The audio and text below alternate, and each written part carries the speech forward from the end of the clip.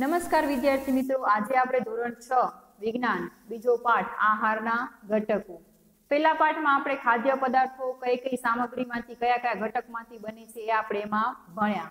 હવે પ્રકરણ 1 માં આપણે એવા ખાદ્ય પદાર્થોની યાદી બનાવી હતી જેને આપણે ખાઈએ છીએ.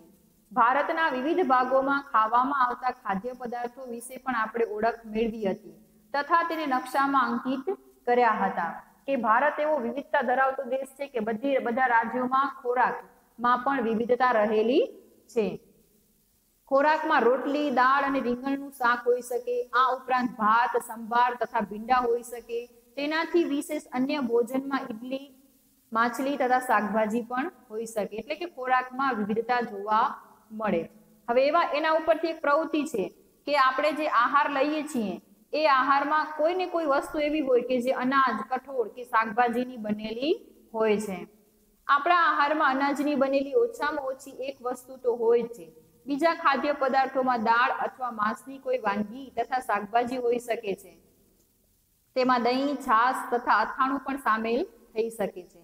વિવિધ ક્ષેત્રોના આહારના કેટલાક ઉદાહરણો આપણને આપેલા છે કે પંજાબમાં અનાજની વસ્તુ કઈ, દાળ માંસની વસ્તુ કઈ, શાકભાજી કયા અને અન્યમાં શું આવે.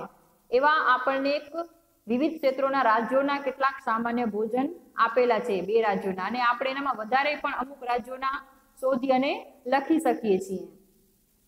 હવે અહીંયા આંધ્રપ્રદેશ છે તો આંધ્રપ્રદેશમાં અનાજની વસ્તુ કઈ છે તો ભાત. દાળ માંસની વસ્તુમાં શું આવે છે? તુવેર દાળ અને રસમ. શાકભાજીમાં શું આવે છે? કંદુર અને ટીંડોળા. અને અન્યમાં શું આવશે? છાશ, ઘી અને અથાણું. તો હવે એવી રીતના આપણે આપણા ગુજરાતનું જોઈએ. ગુજરાતમાં અનાજની વસ્તુ કઈ આવશે? ભાત. દાળ માંસની વસ્તુ કઈ આવશે? તુવેર દાળ. શાકભાજી કયું આવશે? બટાકાનું શાક. અને અન્યમાં શું આવશે? છાશ અને સલાડ. એ થઈ આપણે એક પ્રવૃત્તિ કે જે બધા રાજ્યોમાં અલગ અલગ રાજ્યોમાં અનાજની વસ્તુ કઈ છે, દાળ માંસની વસ્તુ કઈ છે, શાકભાજી કયું છે અને અન્યમાં શું છે. ક્યારેક આપણે આપણા ભોજનમાં વિવિધ પ્રકારનો ખોરાક લઈ શકતા નથી.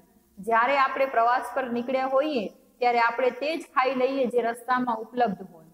આપણામાંથી કેટલાક માટે તે શક્ય નથી હોતું કે તે આ બધા ખોરાકની વાનગી પ્રત્યેક સમયે ખાઈ શકે. હવે આપણે એ છે કે ભોજનમાં વિવિધ પ્રકારનો ખોરાક લઈ શકતા નથી. પછી કે આપણે પ્રવાસ પર નીકળ્યા હોઈએ તો આપણે જે મળે એ રસ્તા ઉપર ખાઈ લઈએ છીએ. પણ ક્યારેક એવું પણ બને કે જે આપણે ખોરાકમાં ન લેતા હોઈએ અને એ વસ્તુ હોય તો આપણે એ લઈ શકતા નથી. આહારમાં વિવિધ ખાદ્ય પદાર્થોના આ પ્રકારના વર્ગીકરણનું કોઈ કારણ હોવું જોઈએ.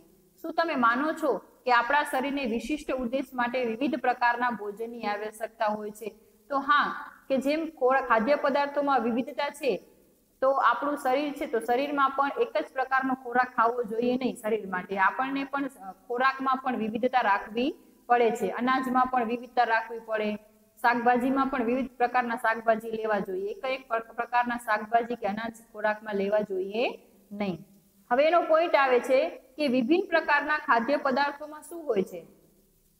તો દરેક ખોરાકની વાનગી એક અથવા વધારે પ્રકારની સામગ્રીથી બને છે. એ તો આપણને પહેલા પાઠમાં ભણી ગયા કે એક વસ્તુ બનાવી છે તો એની અંદર એક પ્રકારની સામગ્રીથી બનતું નથી. એકથી વધારે સામગ્રી કે ઘટકથી એ વાનગી બને છે કે જે આપણને વનસ્પતિ અથવા પ્રાણીઓમાંથી મળે છે. એ પણ ખબર છે કે આપણને ખોરાક કેનામાંથી બધી વસ્તુ ક્યાંથી મળે છે? તો વનસ્પતિ કે પ્રાણીઓમાંથી મળે છે. આપણા આહારમાં શરીર માટે જે જરૂરી કેટલાક આવશ્યક ઘટકો હોય છે જેને પોષક દ્રવ્યો કહે છે. હવે પોષક દ્રવ્યો કોને કહે છે? તો જે આપણા શરીરમાં, આપણા આહારમાં જે જરૂરી ઘટકો આપણા આહારને જોઈએ એ જરૂરી ઘટકો આપણા શરીર માટે જરૂરી છે. આપણા આહારમાં શરીર માટે જરૂરી કેટલાક આવશ્યક ઘટકો હોય છે જેને પોષક દ્રવ્યો કહે છે. આપણા આહારના મુખ્ય પોષક દ્રવ્યો કયા કયા છે? તો કાર્બોદિત, પ્રોટીન, ચરબી, વિટામિન તથા ખનિજ ક્ષાર જે પોષક દ્રવ્યો છે કે જે આપણા આહારમાં શરીર માટે જરૂરી છે. આ ઉપરાંત આહારમાં પાચક રેસાઓ તથા પાણી પણ સામેલ છે જેનાથી આપણા શરીરમાં આવશ્યકતા રહેલી છે કે પાચક રેસા અને પાણી પણ આપણા શરીર માટે જરૂરી છે. શું બધા ખાદ્ય પદાર્થોમાં બધા પોષક દ્રવ્યો ધરાવે છે?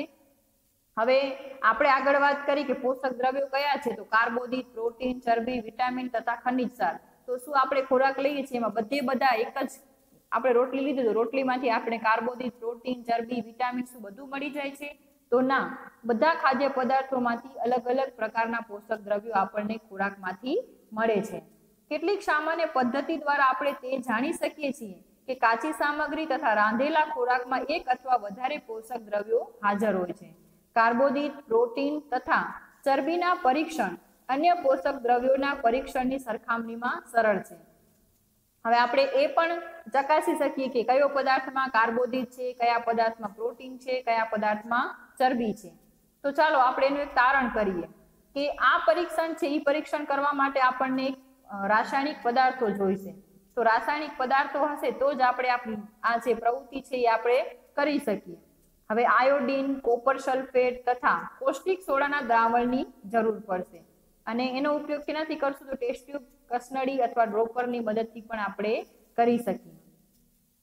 આ પરીક્ષણ રાંધેલા ખોરાક તથા કાચી સામગ્રી પર કરીએ. આ પરીક્ષણોથી મળેલ તારણોને કોષ્ટક 2.2 માં લખી શકીએ. આ કોષ્ટકમાં કેટલીક ખાદ્ય સામગ્રી દર્શાવવામાં આવેલ છે. તમારું પરીક્ષણ તેની ઉપર અથવા અન્ય હાજર ખાદ્ય પદાર્થો પર કરી શકો છો. આ પરીક્ષણો સાવધાનીપૂર્વક કરો તથા કોઈ પણ રસાયણને ખાવાનો અથવા ચાખવાનો પ્રયાસ કરશો નહીં. જે આગળ રસાયણો છે જે આપણે ચકાસવા માટે લીધા છે એને કોઈ દિવસ ખાવાનો અથવા ચાખવાનો કે આનો ટેસ્ટ કેવો છે એનો આપણે ક્યારેય એવો પ્રયાસ કરશું નહીં. જો જરૂરી દ્રાવણ તૈયાર સ્વરૂપે ન હોય તો આપણે કોઈ આપણાથી મોટા હોય એને આપણે પૂછી શકીએ કે આનું દ્રાવણ તૈયાર કરવું છે તો એના માટે શું જોઈએ. તો તમને અહીંયા એક કોઠો પણ આપેલો છે કે જે કોઠાની મદદથી એમાં લખેલું છે કે કયું આયોડીનનું મંદ દ્રાવણ બનાવવું છે તો એમાં શું શું કરવાનું, પછી કોપર સલ્ફેટનું દ્રાવણ બનાવવા માટે એનામાં કેટલું પાણી લેવાનું, કેટલા ગ્રામ કોપર સલ્ફેટ નાખવાનું, 100 મિલી પાણીમાં 10 ગ્રામ પૌષ્ટિક સોડા લેવાના અને એટલાથી પૌષ્ટિક સોડાનું દ્રાવણ બની જાય.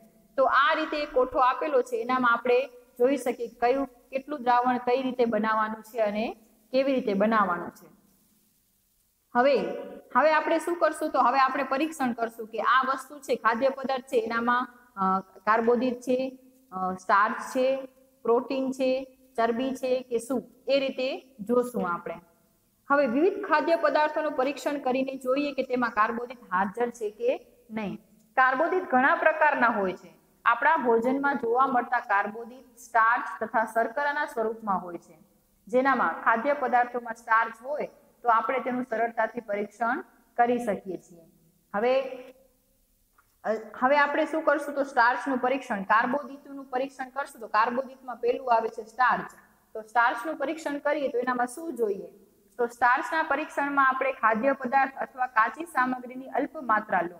હવે ઘઉં અથવા રોટલી હોય, ઘઉંને કાચા લઈએ અથવા રાંધેલી રોટલી લઈએ એને એનામાં ઉપર 2-3 ટીપા દ્રાવણ આયોડીન દ્રાવણ નાખવાના.